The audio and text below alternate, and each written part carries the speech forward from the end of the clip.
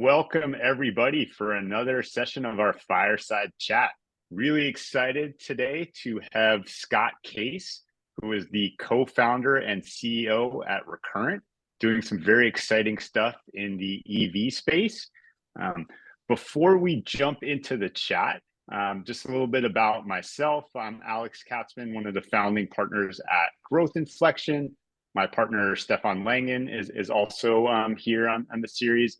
We work with startups across the climate tech space to help accelerate growth. Today, we're going to dig into Scott's journey. He has been down this rodeo a couple times. It's not his first startup. And we're going to get into a little bit of his personal motivations around climate and what drew him in. Obviously going to talk to what was the impetus behind starting both of his companies and a little bit about the journey there. And then we'll wrap up with what's coming next and like what's Scott excited about for the future here. So instead of kicking off with the normal Scott, tell us about yourself, we're going to dig in a little bit on, what was an early experience that you had, Scott, that kind of shaped your worldview and has had an impact on some of the decisions of where you are today. And before you answer, just from the audience perspective, please feel free to drop questions, comments in the chat. We'll try and work them in as we go. Yeah, well, thanks for having me, Alex. I guess like just the moment that stands out for me. So I was born in New Jersey, like kind of just outside of New York City, pretty solid suburban area. And my family up and moved from New Jersey to the Pacific Northwest when I was starting high school. I remember like in elementary school, those little map puzzles that you would put together to learn about the United States. My memory and what I thought the Pacific Northwest was going to be like was just like covered in trees, evergreen trees everywhere, with a few tents maybe around Seattle. And obviously a little bit different like that than that out here, but almost immediately when my family got here, I started doing like backpacking trips into the Cascades and canoeing trips in the South Puget Sound. And that really was a moment of environmental awakening for me. I actually wrote about it like in ninth grade in like a journal that my parents saved for me. And it is shocking how little I've actually changed since ninth grade. It turns out like your future is pretty much determined at that point. But really, that because of that life change right at that time in high school for me, I think it really sort of set me on a long arc that eventually, not right away, but eventually came back to working on climate. Very cool.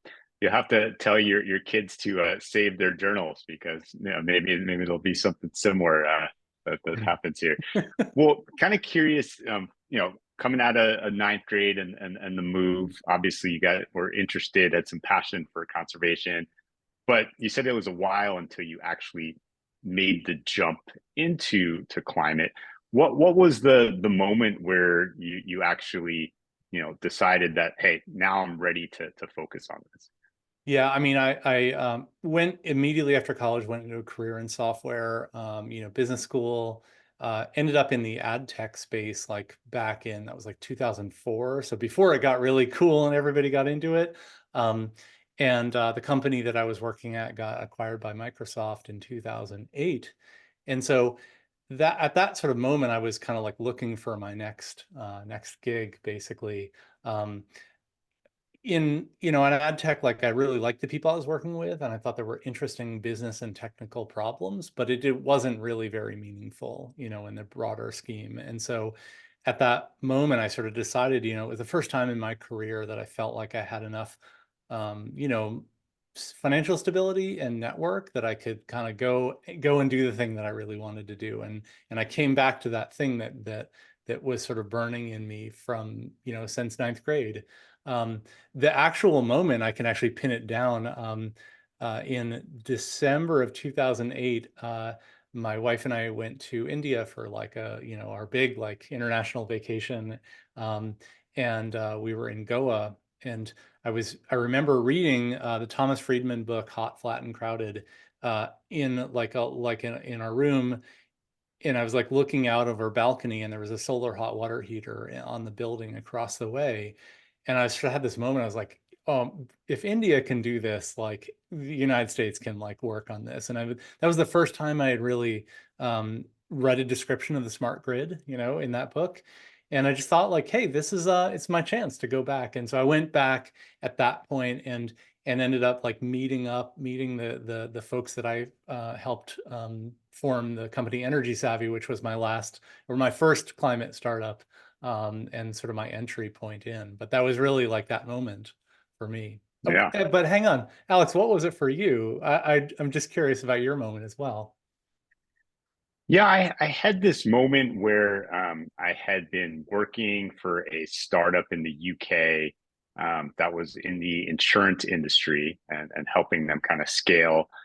And really like amazing experience. It was my first kind of job out of college, getting a sense of like what it's like to be at a fast growing company where you're inventing things as you go. Yeah. But I just really was not connecting with insurance. And so it kind of led me to think, well, if I'm going to apply what I'm learning, like what is a problem and what's an opportunity that I really care about? And I locked into the energy space. It was right around when kind of the Obama administration was doing kind of smart grid investment grants. And there was a lot of investment going into the market. And I thought, you know what?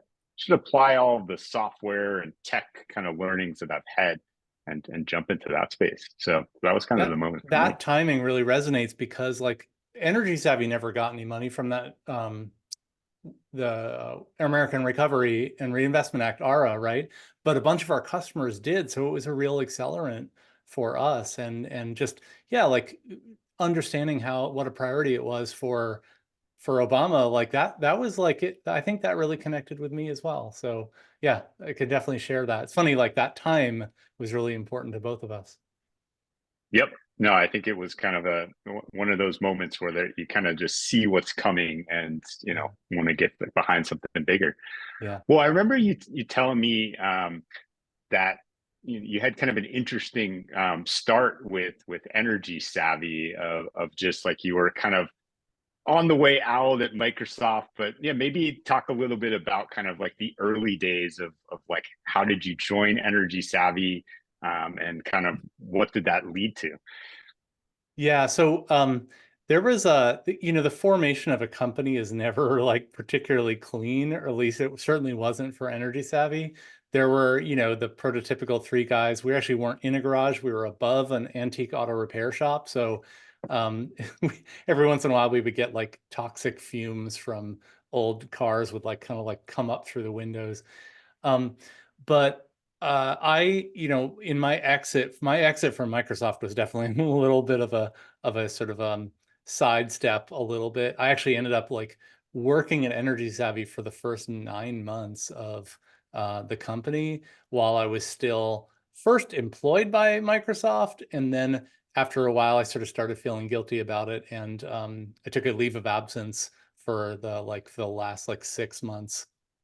I realized they were still covering my healthcare and my stock was still vesting. So it was this great way to like kind of just keep one foot in the door of like safety and security while also really like getting excited and working on something that I was excited about. So yeah, so I didn't draw a salary for 9 months at EnergySavvy, but that was great because we didn't have any money anyway. So that was the first sort of like that was the early days.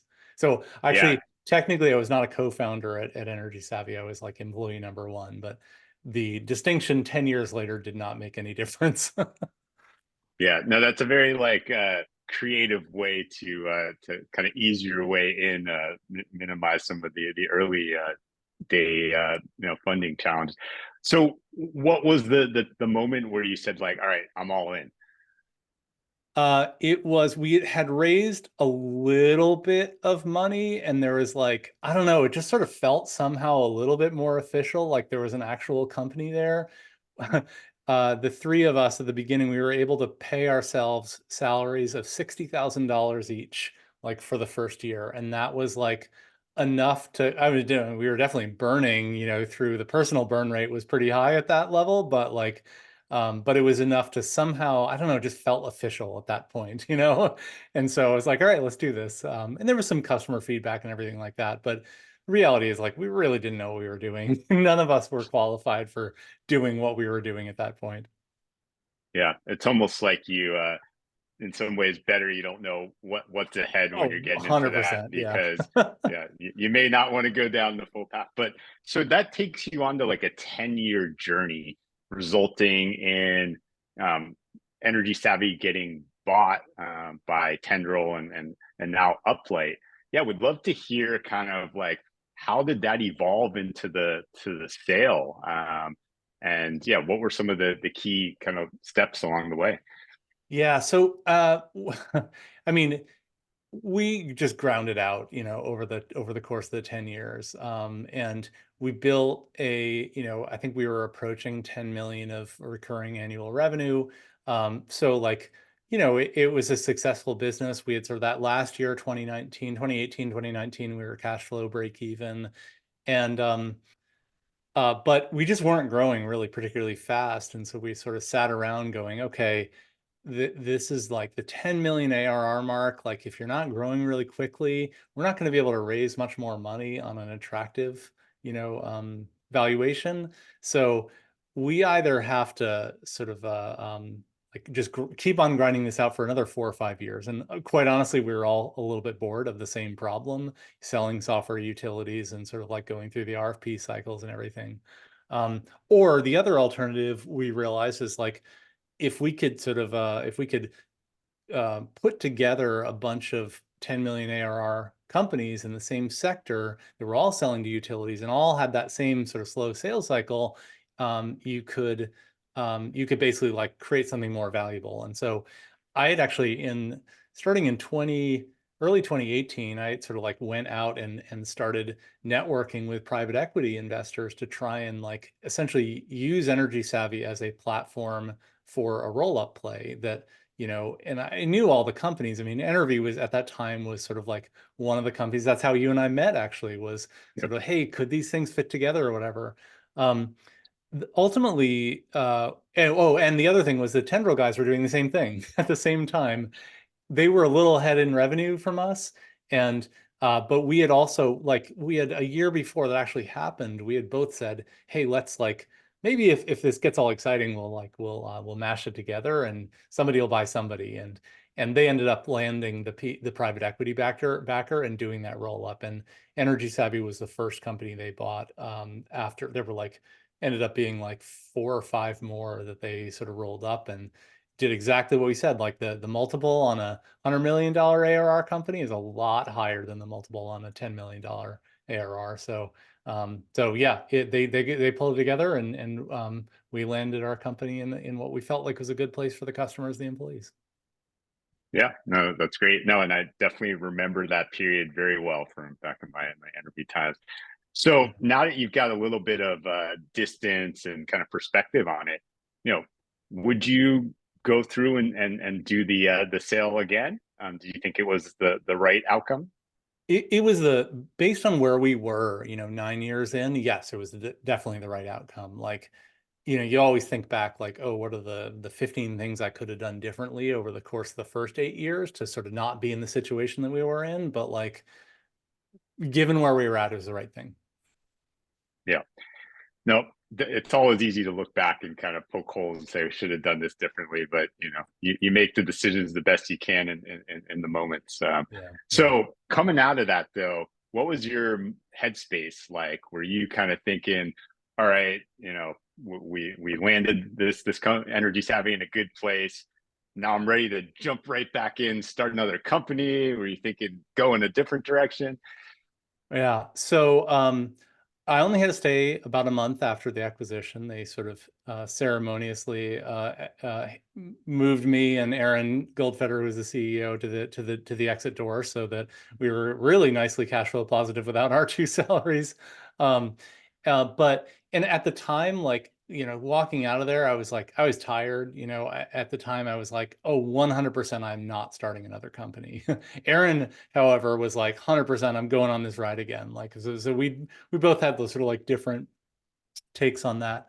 I just like took the summer off, like did home improvement work, around. And then my son got back to school and got back into school in September.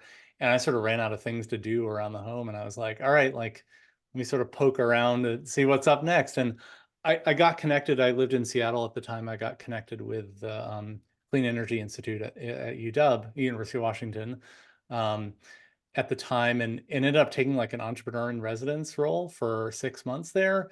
There was the idea was to help grad students and professors who had developed laboratory sort of like stuff that worked towards, clean energy, films that went on solar panels, or battery management systems, sort of like plugins and stuff like that for that work towards climate, and help them commercialize that. So I was like the guy with the briefcase that would come in and help them think about what it meant to be in the earliest days of the company.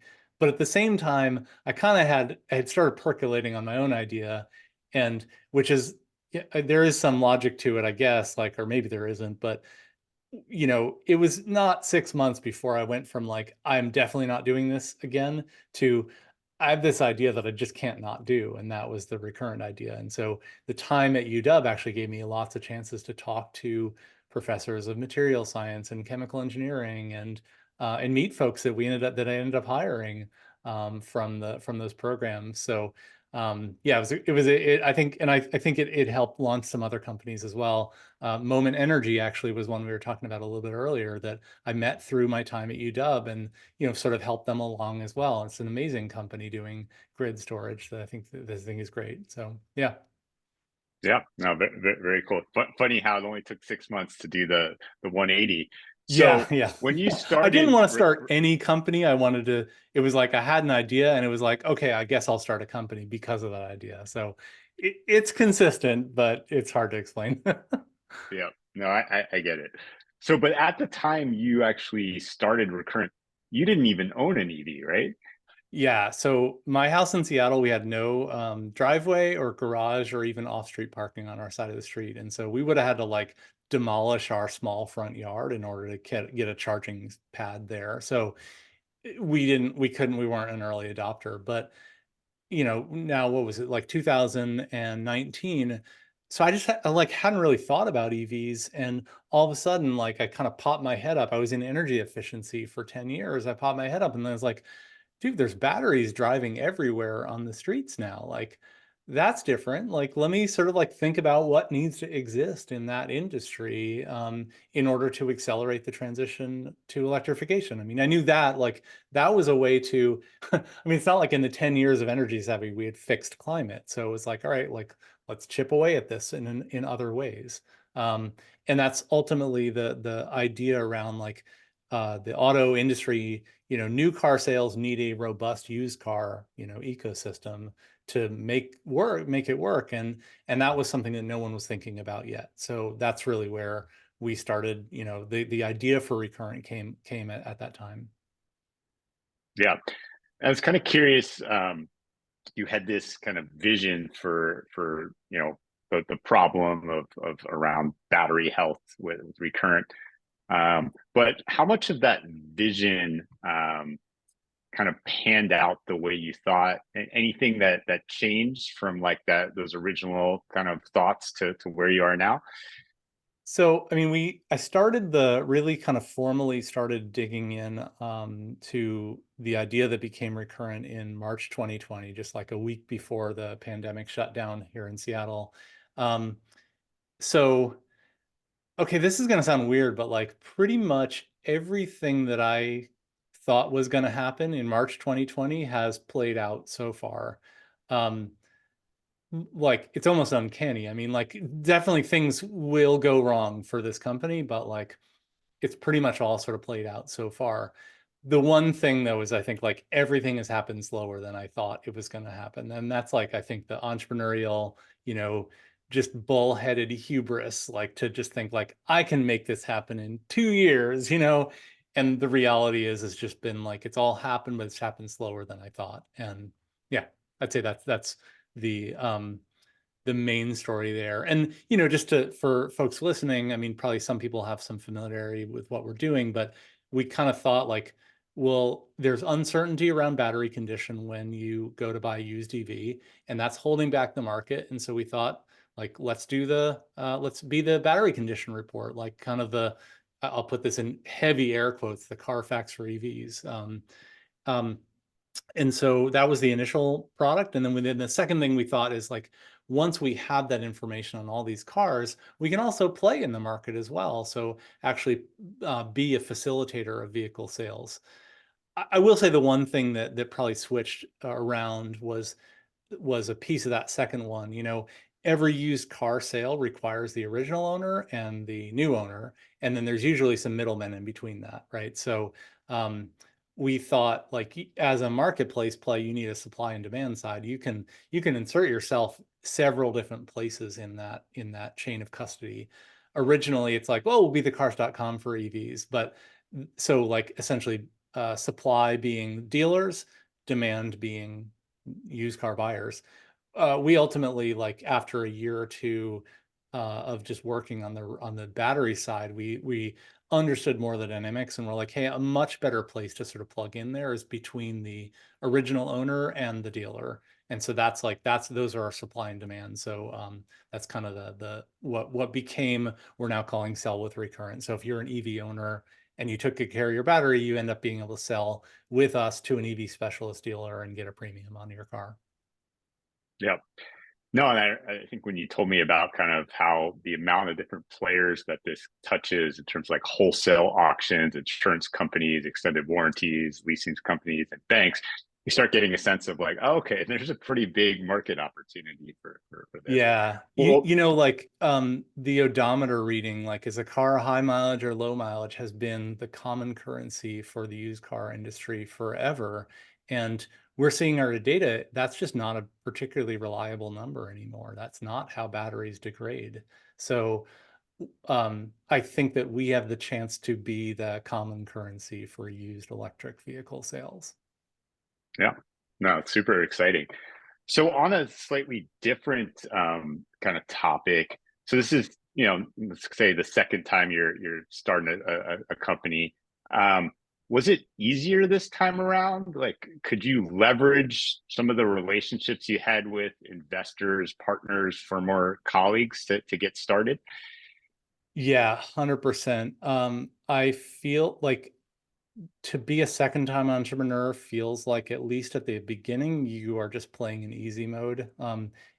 When you're a first time entrepreneur, everyone thinks you're guilty until proven innocent. And when you're a second time, if you didn't completely screw it up, it's the opposite, the presumption, like you're innocent until proven guilty. So um, how that's worked out on the investment side.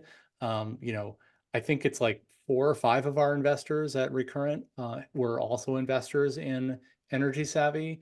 Like um, the industries aren't the same. I'm not selling to the same kind of customers. There are, however, connections between electric utilities that we used to serve at Recurrent, and they have a great deal of interest in getting more EVs out there. So there are sort of like, I think, tangential connections there.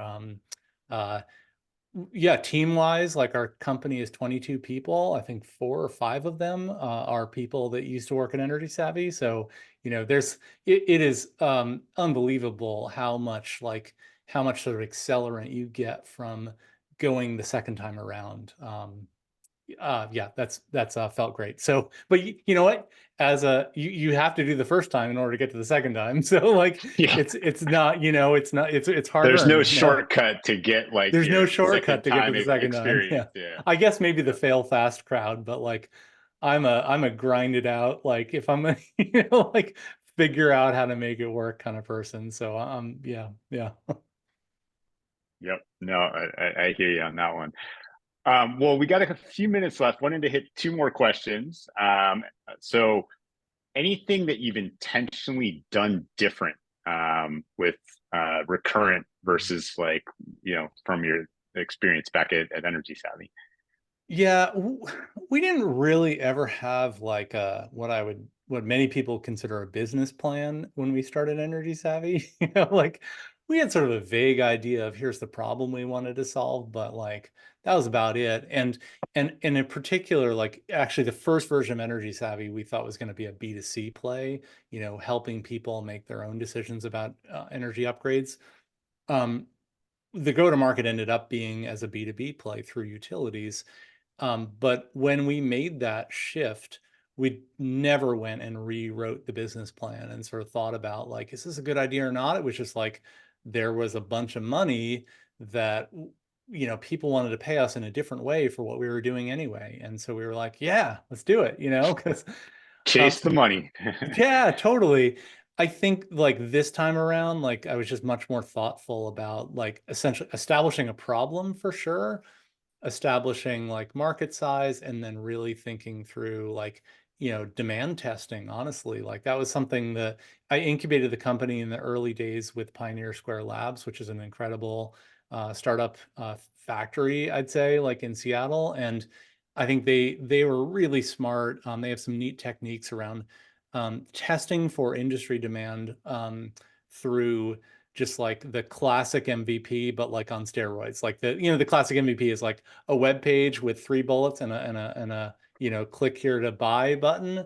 We didn't have much more than that when we started, and we were buying LinkedIn ads and Facebook ads to sort of understand people's essentially like willingness to, in our case, it was willingness to buy based on battery condition or evaluate based on battery condition rather than odometer, and rather than all the things that car companies have put decades worth of marketing into, billions of dollars. Like could we at least equal that, or even in some cases could we show more inclination just on click-throughs, on the value prop that we were talking about. So I think that was all that stuff was sort of like just the wisdom of having done it a second time. Yeah. Or Yeah. yeah. Definitely going in with more thought on here's the problem, here's the market size, channels, actually testing before you build. I think Yeah, all all those very things. smart Yeah. things. Yeah, that makes sense. Well, kind of last thing here, and let you take it, which direction you want to. But you guys just raised the Series A, so a lot of momentum. Assume like lots of growth happening. What are you most excited about? What's coming next? Yeah, I think like over the course of the next sort of 1 to 2 years, I think I think we can reasonably get into a position where we are um, evaluating battery condition for the majority of used EVs. Like it's still a 1% case in the used car market, and so like it's a small pond, and we're a really big fish in that small pond. Now the small pond is growing faster than any other segment of the auto industry, but I think we can sort of like just become woven into the infrastructure of that.